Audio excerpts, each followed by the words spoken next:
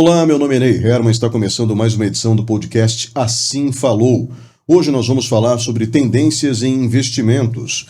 Comigo, no estúdio da Remix em Castro, está Mário Machado Filho, analista de investimentos da XP Investimentos. Eu gostaria muito de agradecer sua presença aqui, Mário, já neste quase último dia do ano, né? A gente está chegando pertinho do final de 2025 e a verdade é que as pessoas querem saber, afinal de contas, como que foi 2025 dentro desse segmento.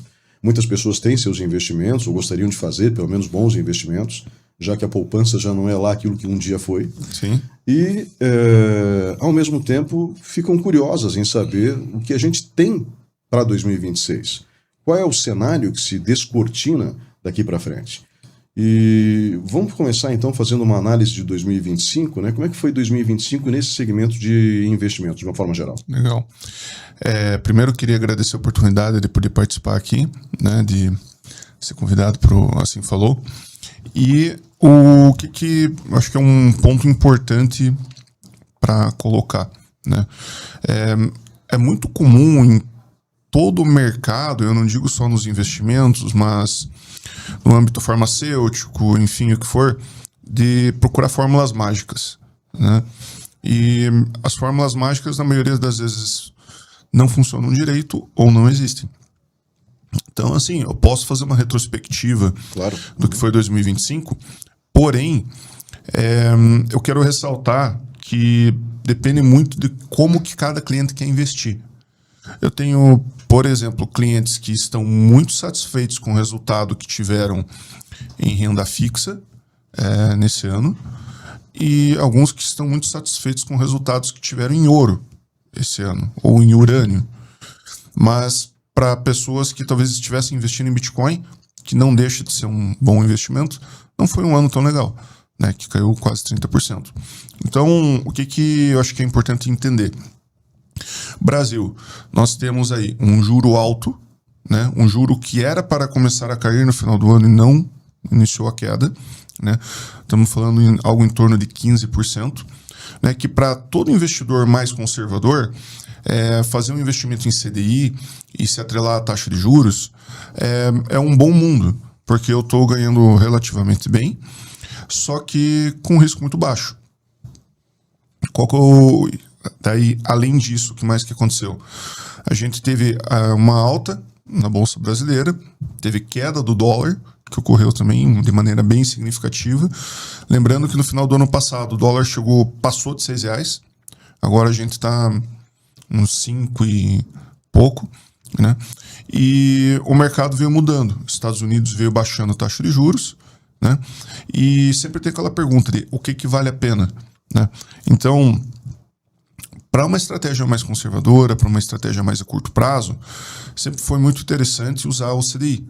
E esse CDI, essa taxa de juros alta que tem hoje, ela é muito importante para isso. Só que o que aconteceu mais, né? Vou explicar mais alguns detalhes. Teve toda essa questão do Trump com a Venezuela, e com o Brasil, e com Magnitsky, enfim, e vários outros personagens. O que é interessante lembrar? Que há muitos anos atrás, no Iraque, houve toda uma provocação de democratização do Iraque pelos Estados Unidos, muito mais por uma troca de moeda, né, e o que ia balizar as cotações de petróleo lá. E esse, pelo menos, é o argumento principal que é utilizado para o que houve na guerra do Iraque. E a Venezuela hoje é a segunda maior reserva de petróleo global. Então, não houve necessariamente uma tentativa de troca de moeda, mas as reservas de petróleo, obviamente, são estratégicas, né? Então, tem essa questão junto à Venezuela, né? E uma outra situação que não... O que isso quer dizer? Vai interferir no preço do petróleo, vai interferir no preço do dólar, né? O Brasil tem uma questão de terras raras, que é a segunda maior reserva de terras raras do planeta. E o que são terras raras, Ney? Terras raras não é porque elas são raras, são porque elas são difíceis de extrair. E quem detém tecnologia é a China. Não, os Estados Unidos é muito tímido em relação a isso. Então, a preocupação dos Estados Unidos, e as terras raras são usadas para chips, circuitos, drones, parte militar, né, e por aí afora. Então, para eles é muito perigoso ver o Brasil se estreitando com a China, né, e perdendo acesso a esse tipo de recurso, né. E falando nisso, o que aconteceu também? Houve uma modesta valorização de algumas bolsas, como a bolsa da China, da Índia, né, e inclusive da Alemanha, que é um país da Europa que a gente acompanha, né. Então, dado todo esse cenário, dado a guerra da Rússia com a Ucrânia, o que aconteceu e o que surgiu? Medo. Ou seja, 2025 foi um ano ruim, então a gente pode dizer isso? Não. Eu estou só contextualizando o cenário. Perfeito. Mas no aspecto de medo, o que isso faz? Faz com que tudo aquilo que seja menos palpável perca valor. E tudo aquilo que é mais palpável, mais escasso, limitado, gere valor. E o que aconteceu? Ouro valorizou muito mais do que o Bitcoin. Ouro valorizou muito mais do que muitas bolsas. A prata valorizou da mesma maneira, e o cobre vem acompanhando, e o urânio vem seguindo nessa linha. Quando você falou urânio, Marinho, eu fiquei realmente surpreso. Eu nem sabia que o urânio era uma commodity. É uma commodity. Né, para investimento. É uma commodity que, só que assim, tem baixa liquidez. Né? Imagine assim, ó. O cobre todo mundo compra, o urânio não é um mercado bem restrito, né? Mas tem baixa liquidez, significa que ela pode tem poucos interessados em comprar e vender, e quando alguém compra, o negócio sobe muito rápido, o ativo sobe muito rápido. Então, o urânio, que mais? Platina, existe possibilidade, café. Então, quando a gente começa a entender o mercado de commodities, você percebe que a demanda de muitos produtos essenciais, né? A prata, por exemplo, é base para placas solares, né?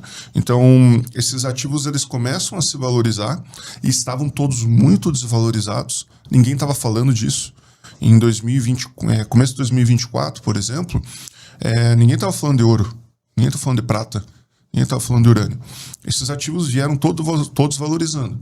Agora já entra um certo ponto de atenção em pensar, será que vai continuar subindo?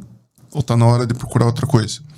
Então, para quem conseguiu ter seu perfil bem traçado, um planejamento dos seus investimentos muito bem definido e buscar oportunidades, tiveram várias.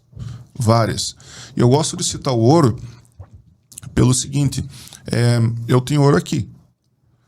Quase todo mundo tem. Sei lá, tua avó deve ter dado alguma joia da bisavó sua em ouro, né? E ouro, basicamente, é um ativo, uma reserva de valor que desde antes de Cristo é considerada. Então, poxa, tem muita coisa para ver e às vezes a gente não vê, né? Então, quem conseguiu entender que eu preciso ter investimentos mais a curto prazo e aproveitou bem a Selic, legal, ganhou dinheiro, só que ainda tinha a possibilidade de fazer isso sem pagar imposto de renda. E eu não estou falando de LCI e LCA. Quem queria investir em renda variável conseguiu aproveitar essa alta que teve na Bolsa Brasileira e conseguiu aproveitar todas essas altas que tiveram em ouro, prata, urânio, cobre, né? Algumas mineradoras de ouro, só para ilustrar, né? Pensa assim, a commodity, já que a gente está em Castro, né? Imagina que quem vende a soja ganha certo dinheiro e tem um certo lucro, certo? Uhum. Agora, será que a Cargill tem mais lucro que quem vendeu? Muito provavelmente, porque ela manufaturou. Então, a mineradora de ouro, por exemplo, ela vem a trazer um resultado multiplicado à valorização do ouro. Então, eu estou falando na casa de 300%. Então, oportunidades tiveram, né? Várias oportunidades. E não são oportunidades que estão no radar. O que é importante para todo investidor, seja empresário, pessoa física investindo para si mesmo, ou um produtor rural, é entender que é importante ter os objetivos definidos com prazos e riscos, e aí sim, ter um profissional que acompanhe e traga sugestões, oportunidades que se adequem à necessidade. E uma última coisa que aconteceu esse ano, e que é muito pouco falada, e para quem, como vai publicar aqui dia 30, né, o pessoal não vai conseguir aproveitar, mas dia 17 é a data limite, que é a lei das altas rendas, da tributação das altas rendas. E qual que é o problema, ou eu diria um problema nessa lei? Ela tributa quem ganha muito dinheiro. Ponto. É isso que ela faz. Só que o que aconteceu? Imagine que eu ganho meu dinheiro do meu salário. Eu sou um CLT. Ou eu sou um PJizado. Eu vou distribuir isso como dividendos. Ou eu sou o sócio de uma empresa e vou receber dividendos. Ou sou o investidor de ações e vou receber dividendos. Ou eu sou produtor rural. Ou eu tenho uma aposentadoria no INSS. Eu somo todas essas rendas que a pessoa ganhou, e se isso der mais do que 50 mil reais por ano, o que acontece? Você pode pagar até mais 10% do imposto de renda. Então, esse é o cenário do Brasil, né? Em investimentos, algumas questões globais e mais essa questão das altas rendas. Mas por que eu digo que é importante as altas rendas? Porque existem estratégias que podem ser utilizadas para evitar pagamento de impostos. Porque quando eu pago e faço um resgate de um CDB, eu já pago 15%, 22,5% de imposto na fonte, certo? Agora, todo aquele lucro que eu tive vai somar nessa renda aqui. Então, se eu tenho muitas aplicações e por acaso faço o resgate, vai somando na minha renda e eu vou ter que pagar mais imposto. Então, existem estratégias para trabalhar melhor isso, né? E dentro de todo esse cenário que eu falei, né? Talvez eu tenha sido um pouco complexo, assim, mas eu quis trazer um pouco do cenário que a gente vem acompanhando. Tem muita oportunidade, só que pro ano que vem, tem essas cautelas específicas que eu preciso tomar para não pagar mais imposto. Porque oportunidade sempre vai ter, né? E o mais importante é não ficar travado em prazos para sempre poder aproveitar as oportunidades na medida em que elas aparecem. A gente teve, então, pelo que você descreveu, um cenário macroeconômico que foi, tanto no Brasil quanto no mundo, razoavelmente complexo, né? Juros internacionais, conflitos geopolíticos, desaceleração econômica. Uhum.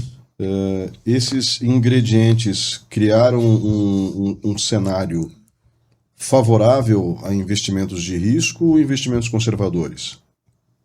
Para os dois. Como eu falei, a renda fixa, o seu PKCDI hoje, é muito conservador. É o que tem de mais conservador hoje, né? Eu posso investir, dependendo do que for optado por investimentos, vamos supor um Tesouro Selic, eu invisto hoje, eu posso tirar daqui 5 dias. Eu recebo o juro do dia, pro rata, né, dividido daqueles 15% ao ano, para esses 3 dias. O urânio, que como eu mencionei, é um ativo bem pouco analisado e é um ativo que valorizou muito. Poderia ter se surfado essa onda. E sabe por que tem acontecido isso? Porque a gente vem falando muito da inteligência artificial. O que tem por trás da inteligência artificial? Tem data center, que são basicamente os computadores que vão trabalhar todas essas informações, e tem também a computação quântica, que está surgindo em paralelo, mas tudo isso depende de energia. E a energia nuclear ela vem sendo cogitada justamente para atender essa demanda. Então, oportunidades. Eu só falei de coisa boa. Deixa eu falar uma coisa ruim. Bitcoin caiu 30% esse ano. Há 2 meses. Então, para alguns isso é muito ruim. Agora, para quem tem dinheiro na mão, é oportunidade de compra. Oportunidade de compra, tá certo. Como que a política monetária das principais economias afetou o fluxo de capital para mercados emergentes como o Brasil? Boa pergunta. Alguns analistas eles vêm acompanhando que existe um certo declínio de algumas economias. Diga-se Estados Unidos e Europa, né? E por quê? Porque esses mercados estão caros, né? Estão muito valorizados e todo mundo que tem dinheiro lá, pensa comigo, ele tem o dinheiro dele só pela questão cambial já está muito valorizado. O que é interessante fazer? Procurar fazer a reversão no mercado para investir onde está mais barato. Então, em geral, todo esse movimento que teve de valorização das bolsas asiáticas, Índia, até a própria Rússia, mas nem tanto, ou o Brasil, é fluxo de dinheiro internacional que é levado para esses lugares, né? E se a China, por exemplo, avança com tanta proeza, especialmente na logística, né, é sem dúvida um bom investimento, né? Então, a gente sempre ouve falar que os chineses estão comprando o Brasil e por aí afora. E, na verdade, o que eles têm feito, né? Existem alguns projetos ousados de fazer uma ferrovia ligando 2 portos na América Latina, né, atravessando o continente.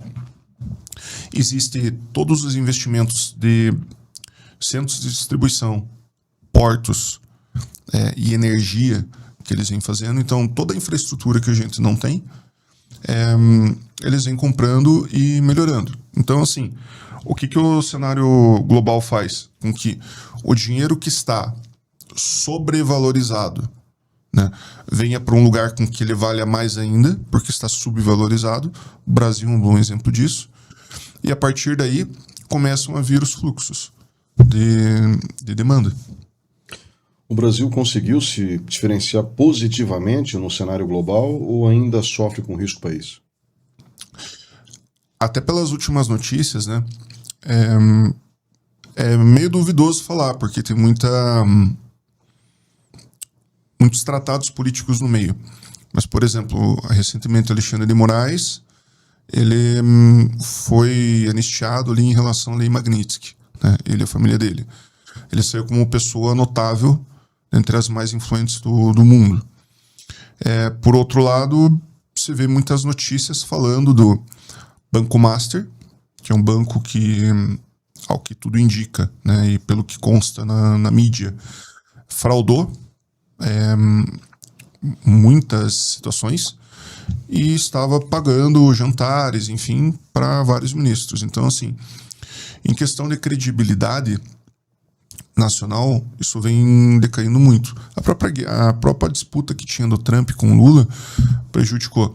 Mas é um contexto muito subjetivo para falar, né? O que a gente tem que ver tecnicamente, se o endividamento do Brasil está diminuindo, que não é o que está acontecendo, e se o PIB do Brasil está sendo superavitário, também não se pode afirmar que está acontecendo.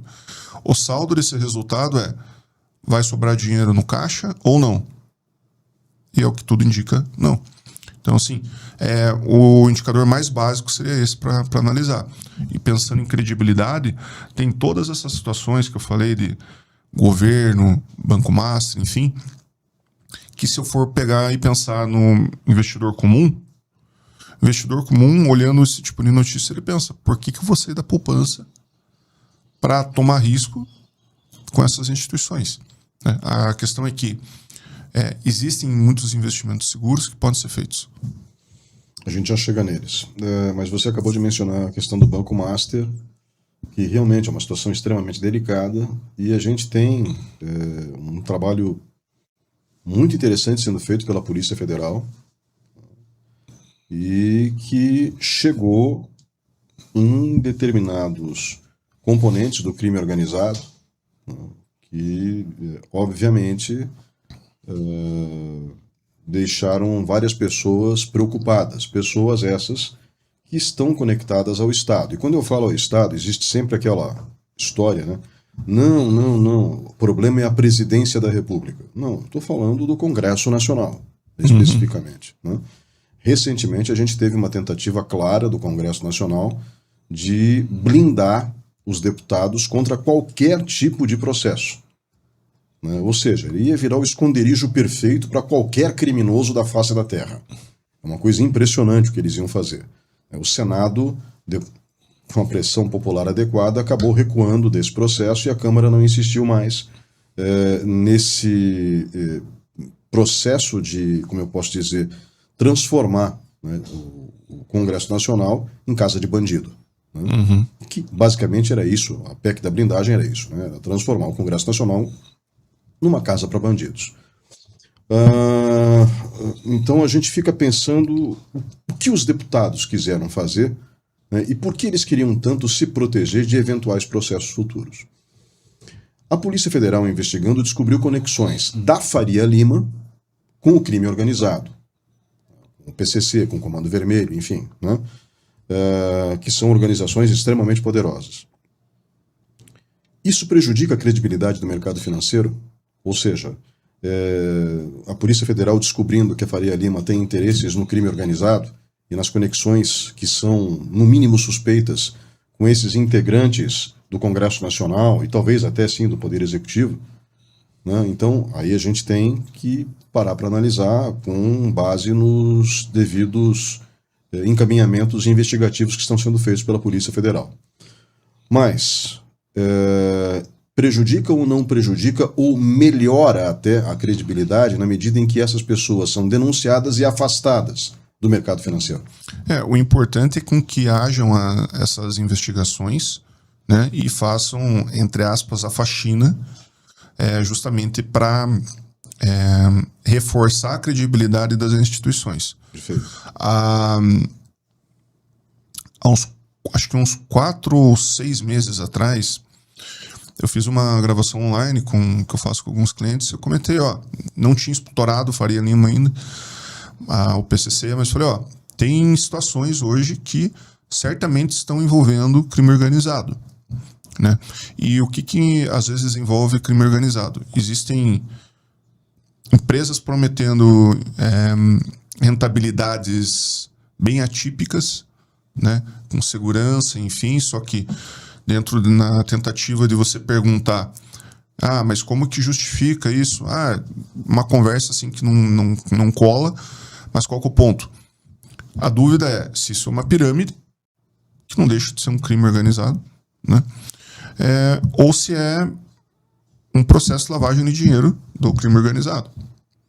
Isso é divulgado, às vezes, até em camiseta de time, tá? Então, assim, existem essas situações. Eles usavam muito a ferramenta de FDICS, né, para justamente fazer a parte da lavagem. Mas é importante com que haja essa limpeza, né, e o que eu posso alertar para investidores sempre que vem alguma coisa muito sofisticada ou muito atípica, já é para desconfiar.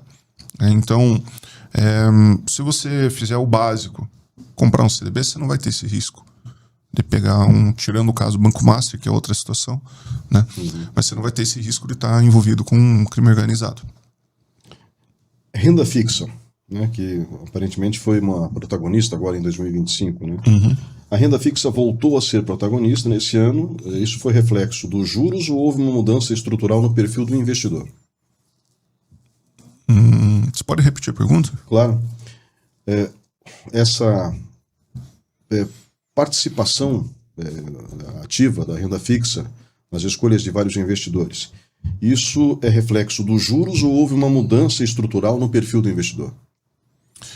Os dois. O juro subiu, tornou muito atrativo. Até no governo Dilma, a gente chegou a, salvo engano, 14,5% de juros. Agora a gente chegou a 15%. Então, é atrativo você colocar o teu dinheiro ali em poucos anos você conseguir dobrar ele, né?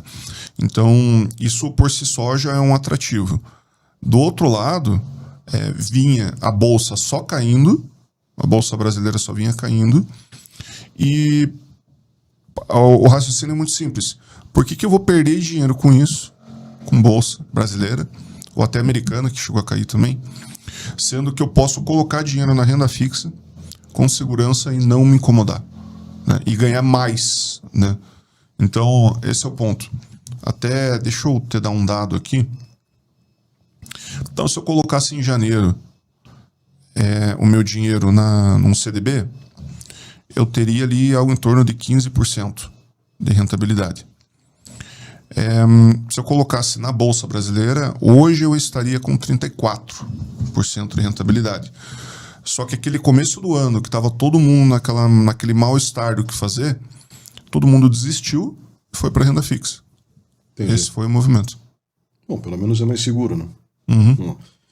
Títulos públicos, crédito privado, debêntures incentivadas. O que mais faz sentido ao longo do ano? Desse ou do que vem? Eu acho que do ano que vem, 26 já. Então, os títulos isentos, LCI, LCA, incluindo as incentivadas, todos eles são imunes à regra da alta renda. Então, eles são uma oportunidade bem interessante para fazer remanejamento de investimentos, para evitar eu digo até que é uma bitributação, essa tributação das altas rendas. Agora, títulos públicos. Hoje eu posso adquirir títulos baseados em inflação. A IPCA mais 8, que é uma taxa muito boa, né? E porém, que eu esteja muito ciente do prazo que eu vou investir esse recurso, porque é mais a médio e longo prazo que ele vai fazer mais sentido. Então, se eu penso, vamos supor, eu tenho lá 40 anos, eu penso me aposentar com 60, então posso comprar um título desse IPCA mais 8 para daqui 20 anos, é uma boa aquisição. IPCA mais 8 é uma taxa historicamente muito alta, né? Qual que é o risco? Calote do governo. Pode acontecer? Não sei, né? Mas esse é o risco do título público. E tudo, no fim das contas, tem risco, né? É verdade. Bom, então, para 2026, a renda fixa continua sendo atraente? Para 2026, sim.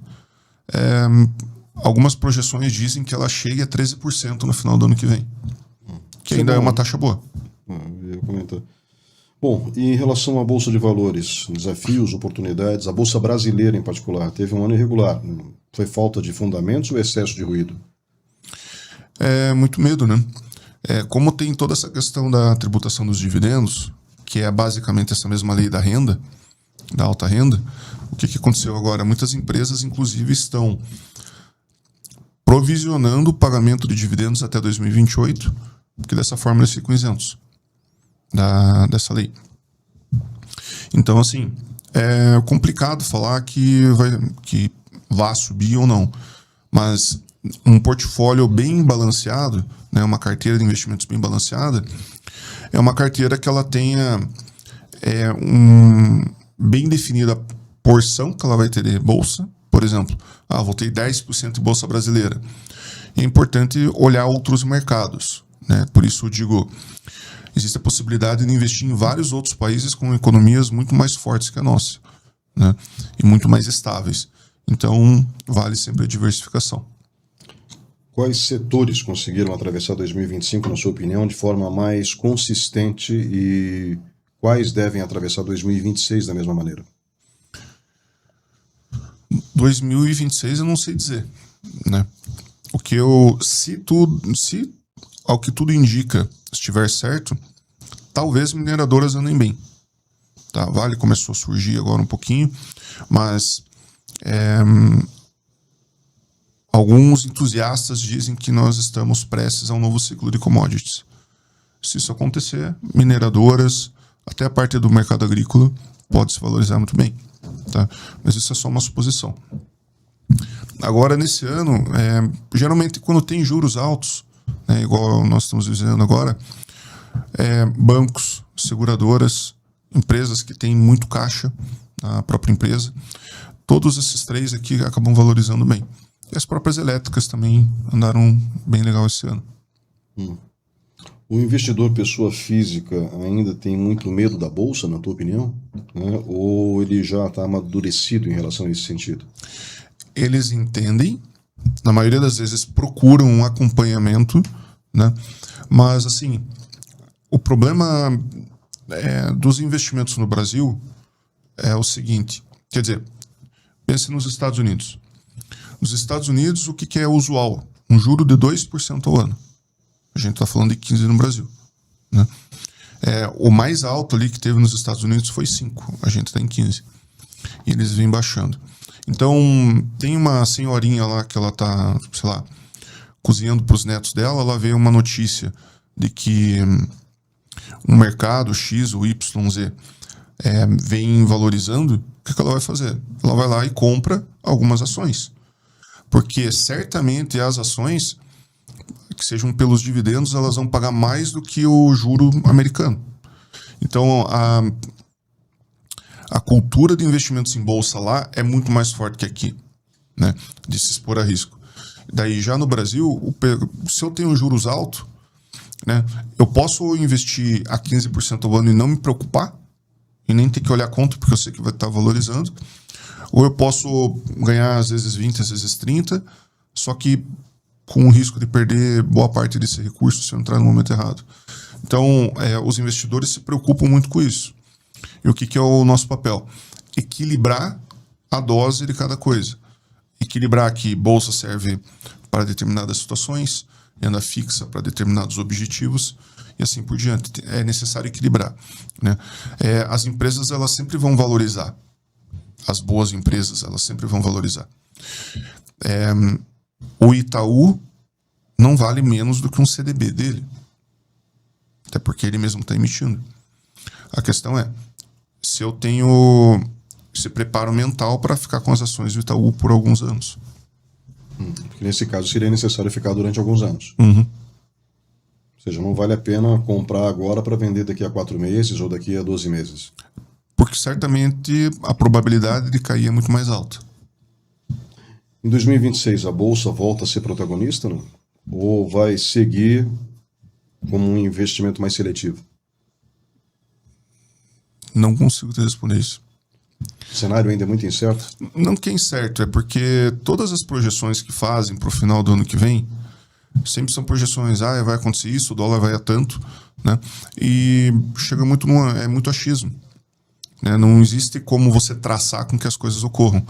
O que de fato é importante se eu quero comprar ações é entender que algumas empresas têm bons fundamentos e olhar os múltiplos delas para ver se a empresa está cara ou barata.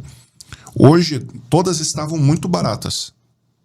Agora, com essa alta que ocorreu, elas já não estão tão baratas. E se elas não estão tão baratas, o risco que eu tomo para começar a investir nelas acaba sendo um pouco mais alto.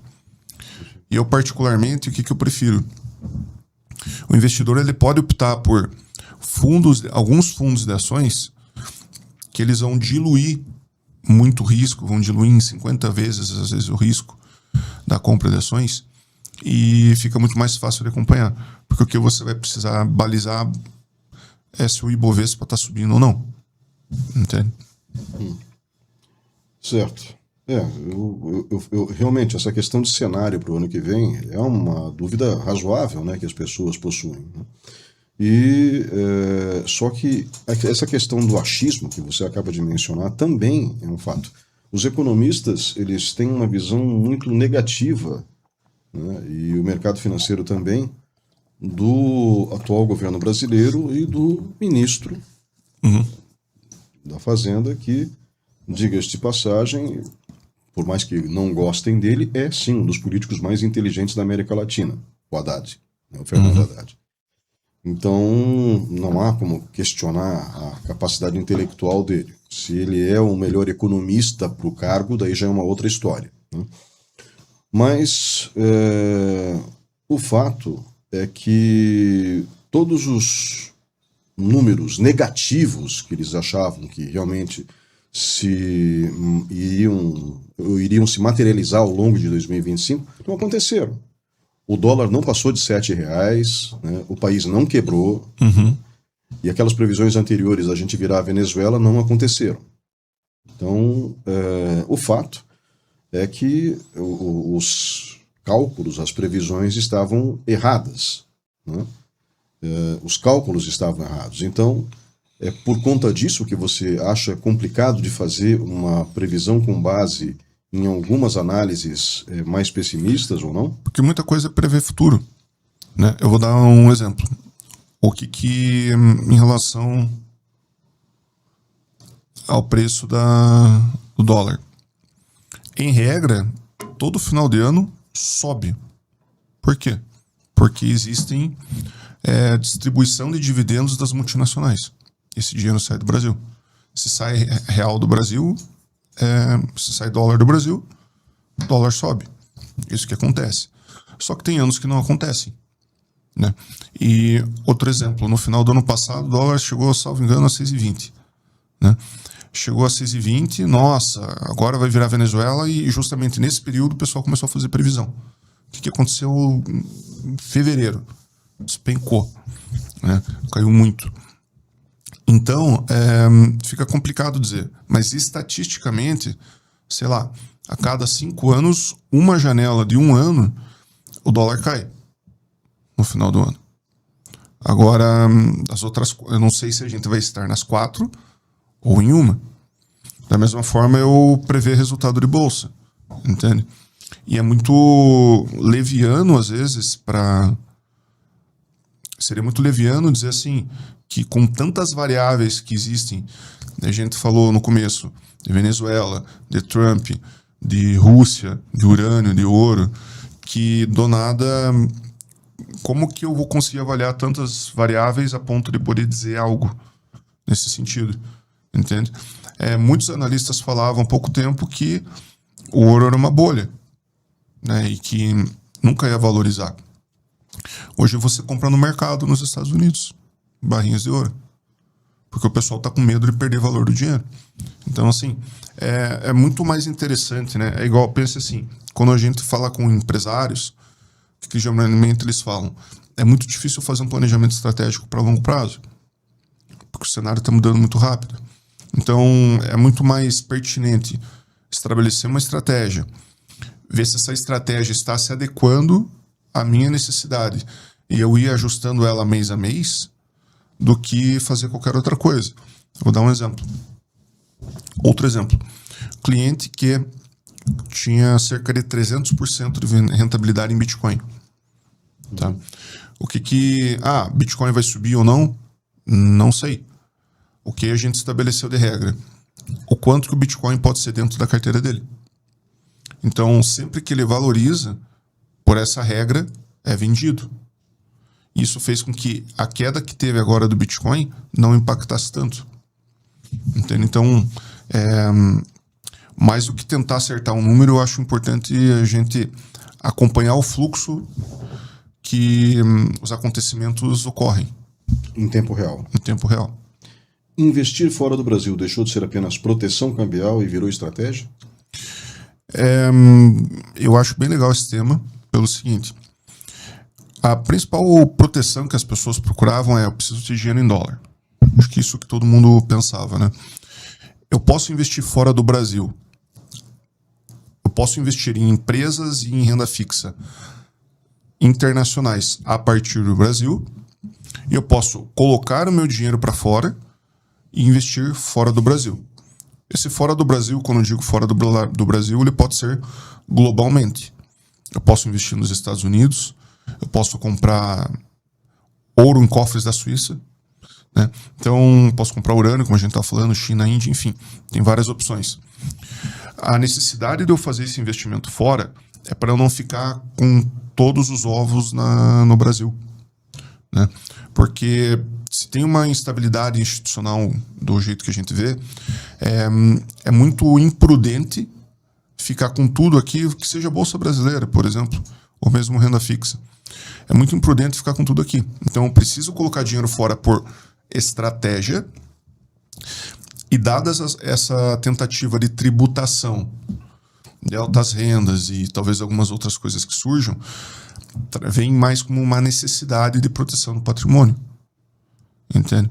Então, eu acho pertinente, quase todo mundo faz hoje, pelo menos todos os meus clientes têm, em certa medida, por necessidade de ter dinheiro fora e por necessidade de diversificação internacional e não ficar 100% em risco Brasil. O investidor brasileiro diversificou bem internacionalmente ou concentrou demais em poucos ativos? Geralmente concentram no S&P 500. Geralmente.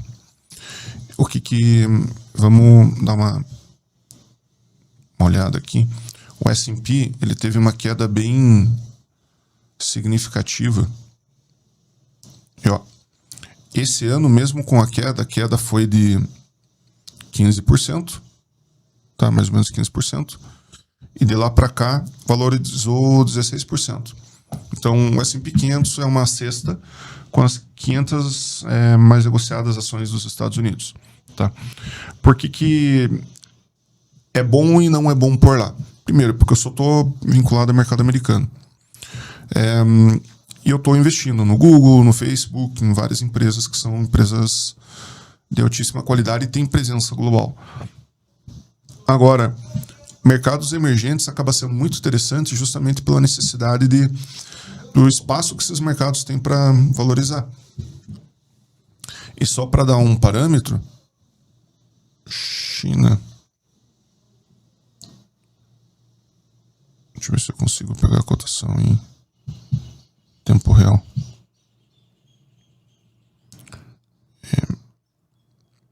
Então, eu falei que Estados Unidos valorizou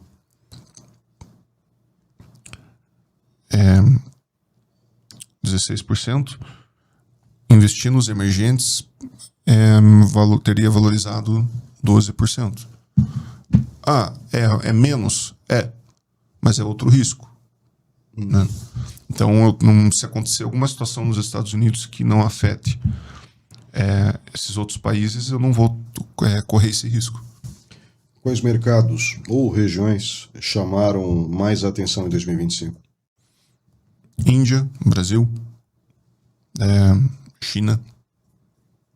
Se tornaram opções interessantes. Sim, esses 12% que eu falei já envolve pelo menos esses 3 países. Em 2026, faz mais sentido buscar segurança ou crescimento lá fora?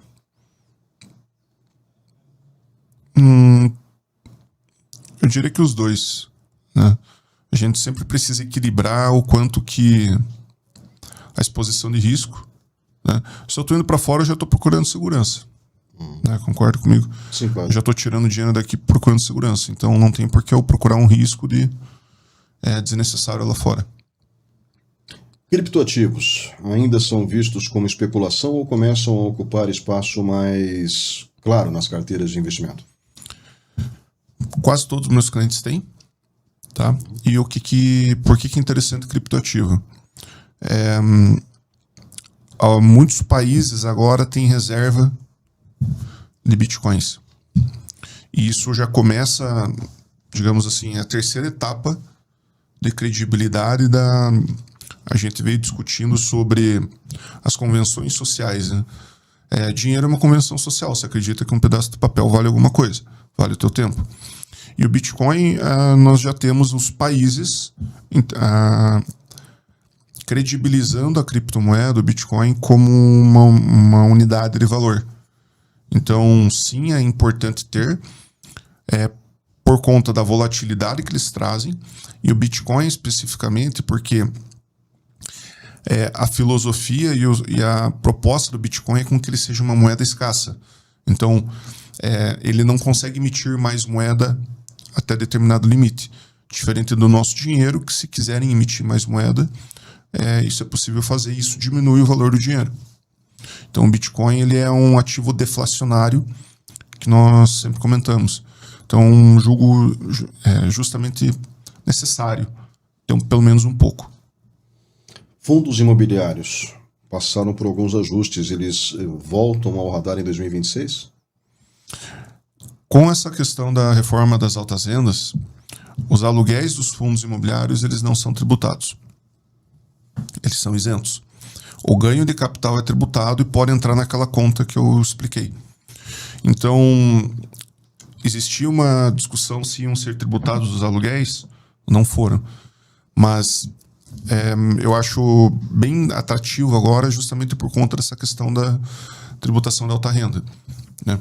E pense comigo o seguinte, acho que geralmente alguns profissionais autônomos que faturam bastante e produtores rurais, produtor rural eu acho que é o mais crítico, porque o produtor rural, além de receber um volume grande dentro da operação, que ele vai receber na maioria das vezes na pessoa física, vai somar às vezes com a aposentadoria que ele já tem, e todo investimento que ele for resgatando vai somar também. Então ele vai ter aquele adicional no imposto de renda. O fundo imobiliário, se ele deixar algum recurso ali, ele fica isento no que diz respeito aos aluguéis. O investidor está mais aberto a ativos alternativos ou ainda prefere os investimentos tradicionais? O que se diz como alternativo? Na minha opinião, olhando de fora, a criptomoeda é alternativo. Né? Por exemplo, né? Renda fixa tradicional. Dentro dessa linha. Tá. O Bitcoin já se tornou uma realidade, né? E já existem negociações de compra e venda que acontecem em Bitcoin. Já existem, às vezes, anúncios falando que recebem em Bitcoin. Então, como eu expliquei, o Bitcoin, por ele ser um ativo deflacionário, ele acaba sendo muito interessante justamente por conta da não desvalorização da moeda. Eu sempre guardo aqui comigo algumas moedas que eu tenho de coleção. Aqui eu tenho 1 milhão de bolívares, só tenho um, não tem mais o 0. Mas esse 1 milhão de bolívares, ele custou com o frete algo em torno de R$28. Então, eu acho que a principal preocupação que todo mundo tem que ter, e quase ninguém tem, é o quanto que o meu dinheiro está valendo. Né? Porque eu não compro mais com R$20 uma caixa de pizza. Né? Então, às vezes, para pedir uma pizza custa 100, custa 80. Então, essa perda do dinheiro, isso aqui é da Iugoslávia. 50 milhões. 50 milhões? 50 milhões. Custou R$32. Então, não sei se quer pôr na câmera para... Acho que você pode pegar e erguer, Marinho, por favor, né, para que as pessoas possam dar uma olhadinha nas notas, né? Onde que eu ponho aqui? Isso aí. 50 milhões. Na Iugoslávia. Antiga União Soviética, né? A Iugoslávia não pertencia à União Soviética. Não pertencia? Não. E 1 milhão de bolívares. Aliás, a Iugoslávia não existe mais, né? Não. Tá? Então, realmente, nesses países o dinheiro não vale nada. Sim. E por que agora falando da tua pergunta, por que é importante eu pensar em ativo deflacionário? Ativo deflacionário não perde valor com o tempo. Bitcoin é um ativo deflacionário. O ouro é um ativo deflacionário. O ouro, não vão produzir mais ouro no mundo. Já está limitada a quantidade de ouro que tem. Então ele sempre vai valorizar mais, e no caso do ouro, há mais de 2.000 anos. Então, alguns ativos alternativos que a gente pode citar, ouro, o próprio Bitcoin, alguns metais como prata, né, são interessantes. O boi gordo, comentar aqui rapidinho, com alguns clientes a gente fez investimento em boi gordo. Por quê? Porque aumentou a demanda sobre proteína animal. E o boi, o preço que a gente tinha identificado ali estava 3 vezes mais barato do que está hoje. Então era um bom momento para entrar em algum ativo alternativo. Quando eu compro, sempre, Ney, quando eu compro um ativo muito desvalorizado, e desde que haja fundamento para ele valorizar, eu reduzo muito o risco. Entendo isso. Tá. Então vamos lá. Qual foi o principal erro cometido pelas pessoas, pelos investidores em 2025, na sua opinião? Dá para avaliar isso já, não? Bem, colocar mais dinheiro do que deveria no Banco Master. Esse foi um dos... Então. Porque o Banco Master, só para explicar, ele tinha uma taxa, enquanto um CDB normal ele estava pagando 16 pré-fixado, você conseguia 17 no Banco Master. Então, muitas pessoas movidas pela ganância, né, por se tratar de um banco, colocaram mais dinheiro do que deveriam dentro. Então, os principais princípios que a gente tem é de não concentrar ativos. Esse é um erro. Outro erro, travar o dinheiro sem saber que você está travando. Então, porque assim, imprevisto sempre acontece. Agora, se eu bloqueio o meu dinheiro por 2, 3, 4 anos e eu não paro para ver se esse ativo se eu vou ter alguma perda para fazer o resgate antecipado, geralmente eu vou perder 20% do que eu coloquei. E outro exemplo, né, comparando com a situação do Banco Master, tiveram alguns investimentos específicos que eles, por algumas cláusulas de contrato, tiveram resgate antecipado, gerando um prejuízo, às vezes, de 80%. Né? Pagavam altas taxas também, esses quais, só que qual que é o ponto? O importante, quando eu opto por fazer algum investimento dessa maneira, é entender que eu estou pondo pouco dinheiro. Que eu estou pondo, às vezes, 1% do dinheiro que eu tenho, às vezes menos. E o que eu vi em alguns casos? Teve um profissional que pegou o dinheiro de uma senhora e colocou 20% do dinheiro dela nisso. Ela perdeu 20% da carteira dela. Então, é importante sempre identificar qual que é o comprometimento que a pessoa tem em relação ao que ela está fazendo, se o objetivo dela é bater meta ou atingir resultados, ou se ela de fato quer entregar o resultado para o cliente e não para a instituição para a qual ela trabalha. Bom, quando você olha para 2026 agora, eu sei que você não gosta muito de fazer futurologia, né? Porque você prefere lidar com o universo real daquele momento. Né? Mas existem as estatísticas e existem os históricos que às vezes nos fundamentam para fazer uma previsão futura, principalmente com base nas notícias que são veiculadas e nas medidas que foram tomadas por governos ao redor do mundo. A gente espera, obviamente, que a situação na Ucrânia seja resolvida de uma vez por todas, né, porque isso não é bom para a Europa. Aquilo é um caldeirão de ódio. É só lembrar que ocorreram 2 guerras mundiais ali no século XX. Né? Então é interessante que eles consigam se pacificar o mais rápido possível. Né? Mas quando você olha para 2026, o que te vem à mente? Assim, cautela, oportunidade ou transição? Ou tudo isso? Cautela, tranquilidade e... Cautela, oportunidade ou transição? Transição. Sempre que eu tenho transições, eu tenho oportunidade. Porque é justamente o momento em que o dinheiro vai da mão de um para outro. Tá? Então, por que eu gosto do exemplo do ouro? Ele veio subindo na medida em que a tensão de guerra aumentou. Então, é um ativo que se valorizou na transição. Tá? Então, cautela, acho que a gente nunca pode baixar a guarda. Tá? Agora tá bom, vou com os 2 pés assim para fazer um investimento. Não. Você tem que ter uma estratégia. Então, a partir do momento que eu tenho uma estratégia definida, eu bato muito nessa tecla, fica muito mais fácil, né, de evitar o principal problema que todos os investidores têm, que é agir por emoção. Então, se eu tenho um plano que eu vou fazer isso, isso e aquilo, isso já me proíbe de tomar mais risco. Então, eu tenho que ter sempre dinheiro disponível para liquidez. Isso é inegável. Eu preciso ter essa oportunidade. Até porque estamos numa transição de...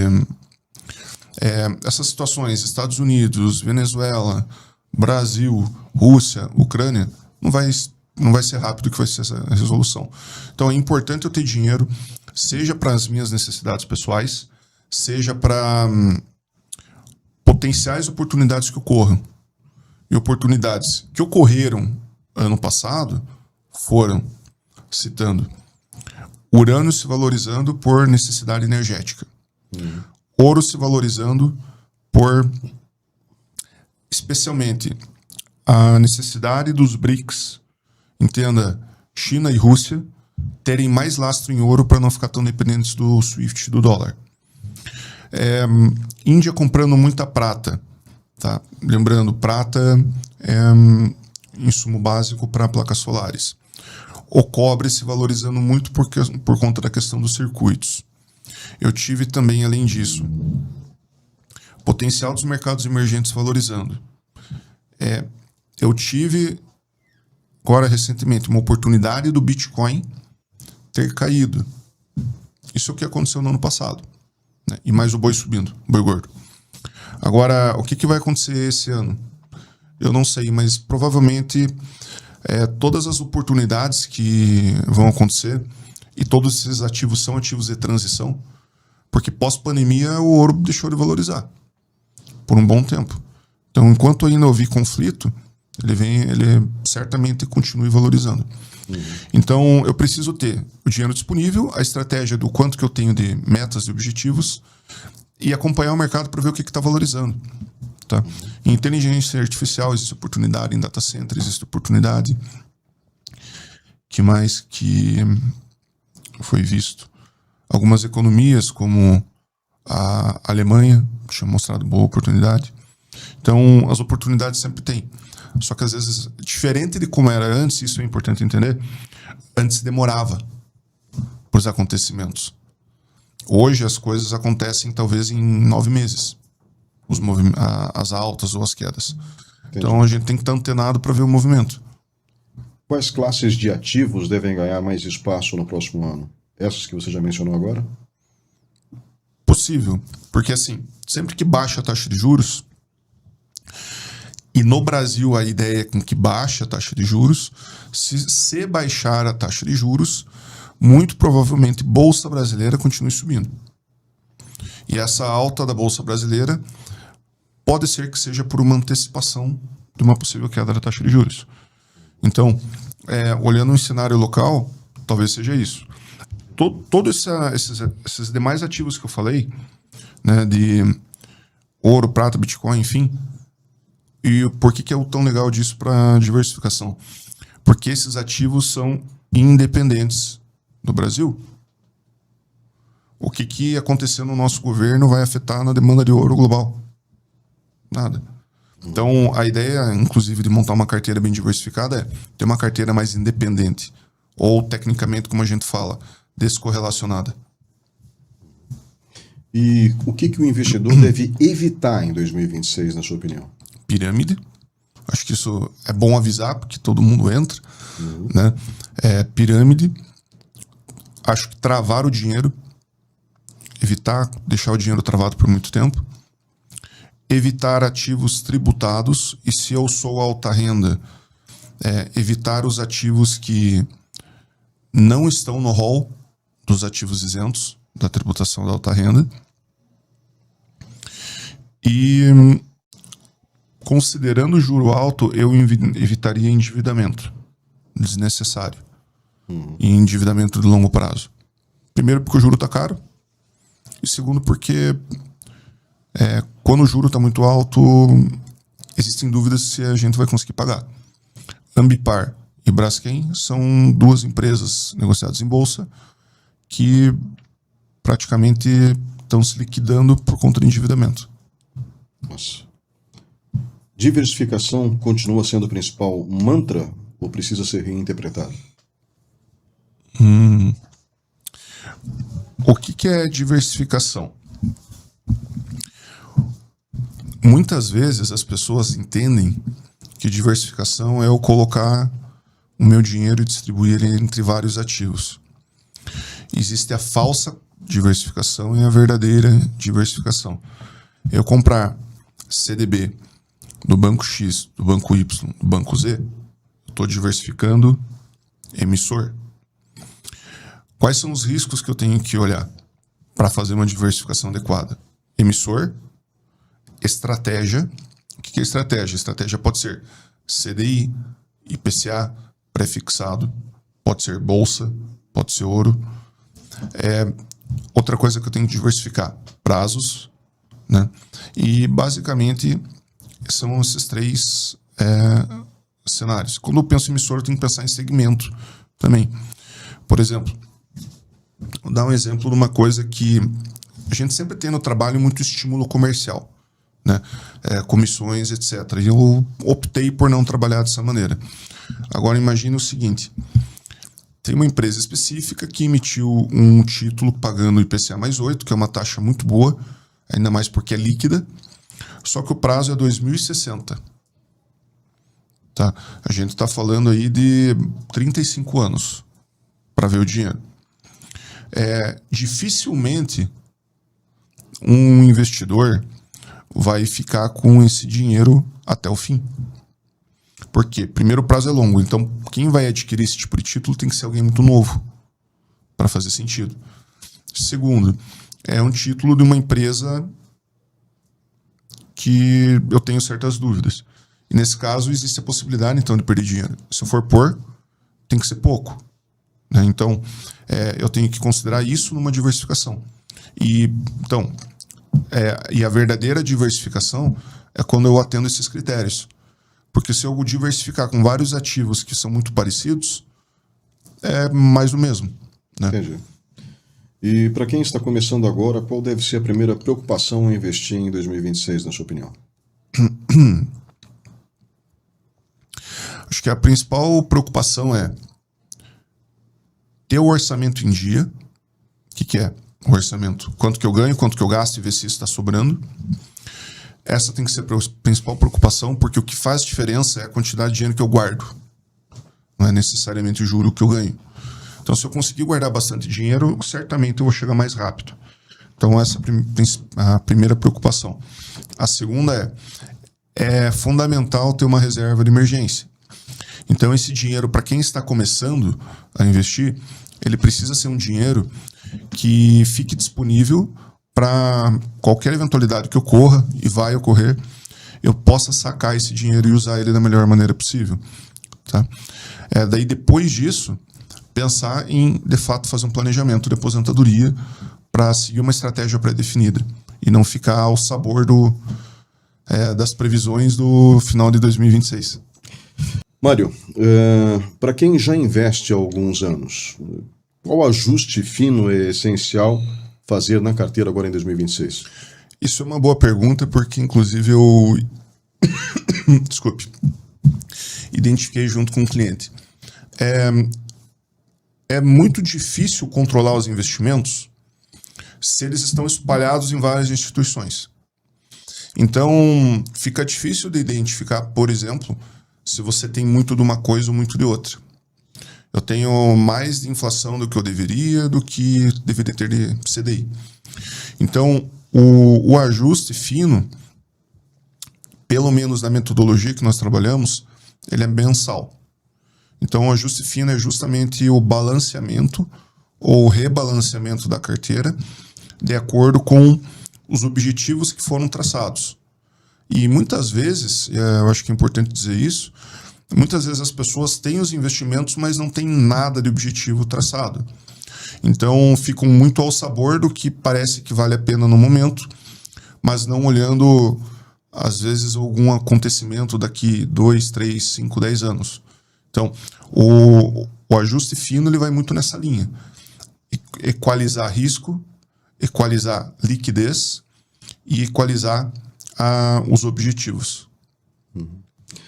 Existe um modelo ideal de carteira ou tudo depende do momento de vida do investidor? A carteira sempre vai depender é uma carteira para cada um. Né? Então, por exemplo, cliente que gosta de ficar comprando imóvel, enfim, está sempre fazendo o giro da carteira, né?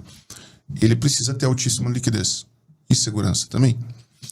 Agora, um cliente que vamos supor, um médico que consegue, tenha um orçamento bem organizado, está sempre guardando dinheiro. Com ele, eu tenho previsibilidade para entender que eu posso travar, às vezes, 20 anos no prazo de um ativo. E isso pode render, às vezes, um retorno muito superior ao convencional. Então, cada carteira é para cada cliente, para cada caso, haverá uma entrevista para identificar tudo e a cada ano, de novo, essa entrevista é repetida. E os balanceamentos são feitos mensalmente. As pessoas hoje têm acesso a muita informação. O problema é como interpretar esses dados. Informação demais atrapalha ou ajuda? Na maioria das vezes atrapalha e cientificamente atrapalha. Né? Então, acho que, especialmente nesse mercado, todo mundo quer vender. Né? Isso ninguém tem dúvida. E às vezes é gerado pânico em algumas situações que não merecem pânico e as pessoas começam a agir por pânico. Então, acho que o primeiro ponto, eu gosto muito de falar, gostei muito dessa pergunta, é medir o conflito de interesse de quem está falando comigo.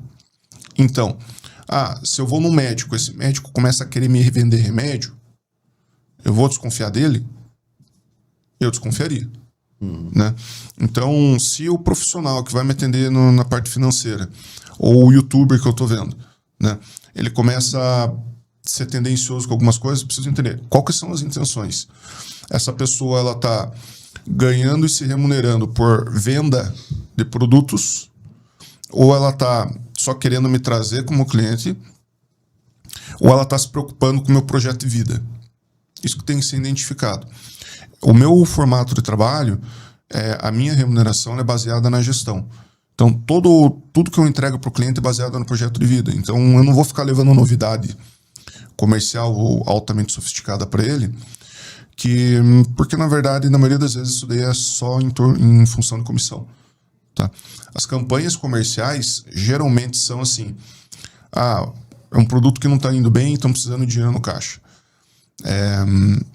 Eles dobram a comissão que você vai receber e todo mundo vende. E isso é uma realidade comercial, não posso dizer se isso é bom ou é ruim, mas eu não concordo com isso. Né? Então, se eu estou vendo, às vezes, esses vídeos, esse monte de informação, e todo mundo querendo me empurrar produto de tudo que é lado, eu tenho que, acho que, no primeiro momento, entender o quanto que essa pessoa está comprometida comigo. A partir daí eu começo a ver se a qualidade das informações são boas. Tá?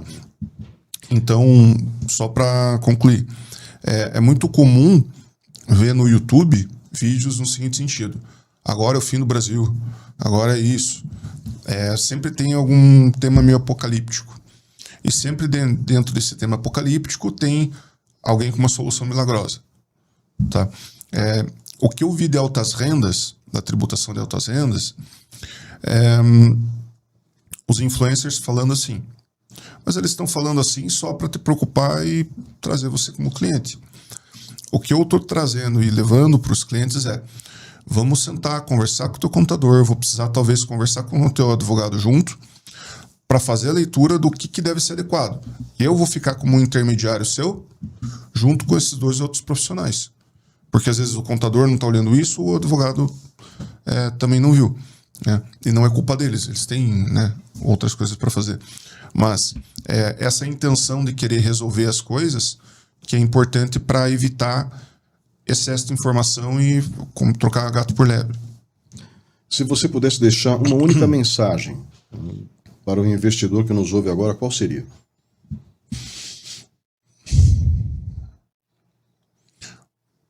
Os seus avós, eles sabiam, às vezes, de investimento e de orçamento muito mais do que você. E boa parte desse conhecimento foi deixado de lado, né? E vale a pena você lembrar de algumas coisas, como não coloque todos os ovos na mesma cesta, tenha uma reserva embaixo do colchão, né? Tenha ouro ou algum tipo de joia, algum ativo de valor para você ter portabilidade do teu patrimônio. E desses ativos que a gente falou, todos têm a ver com isso. E seriam esses três pontos. Dicas antigas, né? Dicas antigas. É verdade. Que ninguém mais fala. Pois é, e deveriam falar. Agora que você tocou nisso, então eu vou fazer uma pequena interrupção. A gente tem alguns empresários no Brasil com boas minas de esmeraldas, por exemplo, extração de diamantes também, né? Uhum. Pedras preciosas é um investimento interessante, não? Eu estava refletindo sobre rubis esse final de semana, só que eu não tenho conhecimento suficiente para saber o valor ou inclusive pesar. Né? Mas qual que é o ponto? E veja, aqui a gente tem um ponto legal sobre conflito de interesse. Eu vou perguntar para o joalheiro se é bom comprar joia. Ele vai me falar, obviamente, que sim. Sim, claro. Né? Agora, o que eu acho que é importante entender? Né? Uma vez, há muito tempo atrás, eu comprei esmeralda, só que foi comprada na Colômbia, que é uma das maiores minas de esmeralda e é muito mais barato. Aquela esmeralda, quando chegou no Brasil, ela valorizou umas 2 ou 3 vezes. Então, qual que é o ponto?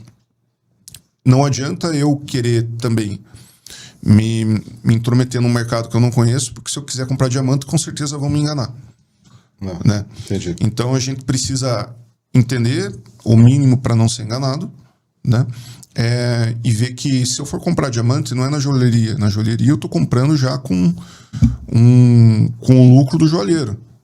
É diferente de eu comprar, talvez, de uma mina. Verdade. Né? E a gente falou de imóveis, mas falou de fundo imobiliário. Né? Investimento em imóveis é interessante porque, ao mesmo tempo, eu perco a minha liquidez, né? Porque o dinheiro fica engessado. Então, como eu falei, quando a gente vai fazer um balanceamento de carteira, eu sempre considero patrimônio. Então, pense assim, se eu tenho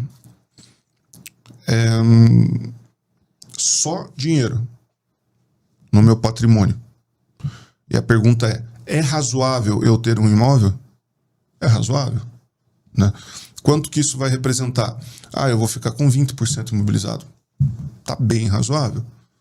Agora, se eu tenho 95% do meu patrimônio em imóveis, eu vou querer comprar mais, eu vou ficando cada vez mais imobilizado. Então, eu preciso ver a liquidez do patrimônio nesse sentido. Se o imóvel vai ser um bom investimento ou não, vai depender da região, vai depender do ponto, vai depender de várias coisas. Né?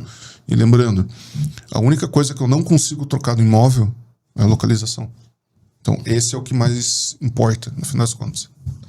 Para encerrar a entrevista, 2026 é um ano para quem tem coragem ou para quem tem paciência? Ou os dois?